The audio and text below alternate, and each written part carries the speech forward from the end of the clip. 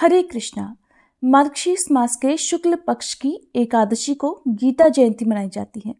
ये वो तिथि है जिस दिन भगवान श्री कृष्ण ने अर्जुन को गीता का उपदेश दिया था। और भगवान के द्वारा दिया गया गीता का उपदेश हम सभी के जीवन में बहुत ज़्यादा महत्वपूर्ण है। हम सभी भगवत गीता से बहुत सारी बातें सीखते हैं, अपने अपने कर्मों के प्रति अग्रसर होते हैं। जब भी हम किसी मुश्किल में होते हैं, असमंजस में होते हैं, तो भगवत गीता हमें उस असमंजस से बाहर निकाल लेती है। और भगवत गीता की ये पवित्र पुस्तक अधिकतर हिंदू घरों में पाई जाती है। कहते हैं कि जिन लोगों के घर में पवित्र गीता ग्रंथ रखा हुआ है, उन्हें कुछ बातों का ध्यान जरूर रखना चाहिए। अगर आप कुछ गलतियां करते हैं तो उससे आपका जीवन परेशानियों से, समस्याओं से घिर सकता है। और आज की इस वीडियो में आप इन्हीं सब बातों के बारे में जानने वाले हैं कि भगवत गीता यदि आपके घर में है तो आपको किन किन बातों का ध्यान रखना है। पुराणों के अनुसार जिस घर में नियमित रूप से गीता का पाठ किया जाता है, वहां पर खुशहाली बनी रहती है। भगवत गीता में धर्म, कर्म, नीति, सफलता, सुख का रहस्य छुपा हुआ है। इसको हर दिन पढ़ने या पढ़ाने से जीवन की सभी समस्याओं का हल प्राप्त हो सकता है। भगवत गीता का पाठ करने से व्यक्ति में किसी भी प्रकार की परिस्थिति से लड़ने की शक्ति आ जाती है, लड़ने की सद्बुद्धि आ जाती है और उसके घर में साक्षात लक्ष्मी जी का स्थायी वास हो जाता है। मानसिक परेशानियां या ग्रह कलेश से मुक्ति मिल जाती है।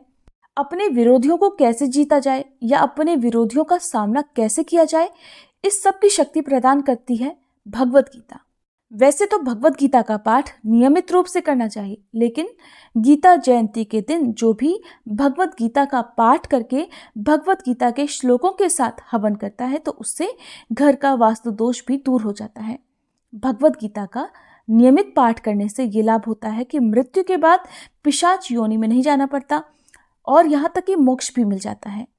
अब जानिए घर में श्रीमद् भागवत गीता की पुस्तक ग्रंथ रखने के कौन कौन से नियम हैं।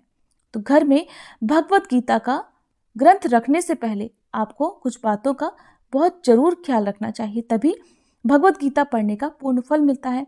भगवत गीता एक बहुत ही पवित्र ग्रंथ है जिसे साफ सुथरी जगह पर ही रखना चाहिए।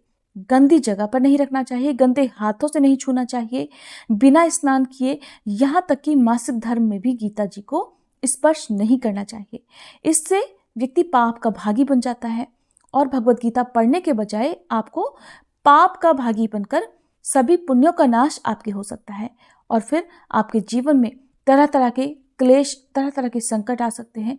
मानसिक और आर्थिक तनाव भी आपको मिल सकता है। भगवत गीता को डायरेक्ट जमीन पर रखकर कभी भी ना पढ़ें। इसके लिए पूजा की चौकी या फिर लकड़ी से बने हुए स्टैंड का प्रयोग करें। साथ ही भगवत गीता को हमेशा एक लाल कपड़े में बांध कर रखें। भगवत गीता का पाठ करने के लिए अपने ही आसन का उपयोग करें।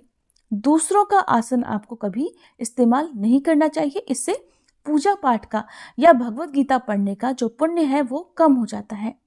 और पाठ शुरू करने से पहले हमेशा सबसे पहले भगवान श्री गणेश जी का और फिर भगवान कृष्ण का ध्यान जरूर करना चाहिए। उन्हें प्रणाम करने के बाद ही भगवत गीता का पाठ प्रारंभ करना चाहिए। दिन में आप किसी भी समय भगवत गीता का पाठ कर सकते हैं, लेकिन अगर आपने कोई अध्याय शुरू किया है तो कोशिश करें कि उसे बीच में अधूरा ना छोड़ें। पूरा अध्याय पढ़ने के बाद ही आप उठें। यदि आप संस्कृत के श्लोक पढ़ रहे हैं, सारे श्लोक एक साथ ना पढ़ पाएं, तो आप प्रतिदिन केवल एक श्लोक का पाठ भी कर सकते हैं। ध्यान रखें, उच्चारण शुद्ध होना चाहिए। अशुद्ध उच्चारण होने से भी भगवत गीता पाठ का पुण्य प्राप्त नहीं होता है। संस्कृत के श्लोक यदि आप खुद ना पढ़ पाएं तो दूसरों के द्वारा सुन सकते हैं या आप गीता के हिंदी अनुवाद का भी पाठ कर सकते हैं। तो ये थी महत्वपूर्ण जानकारी। उम्मीद है वीडियो आपको पसंद आई होगी। अगर अच्छी लगी हो और आप भी भगवत गीता का पुण्य प्राप्त करना चाहते हो तो कमेंट बॉक्स में जय श्री कृष्णा लिखना मत भूलिएगा।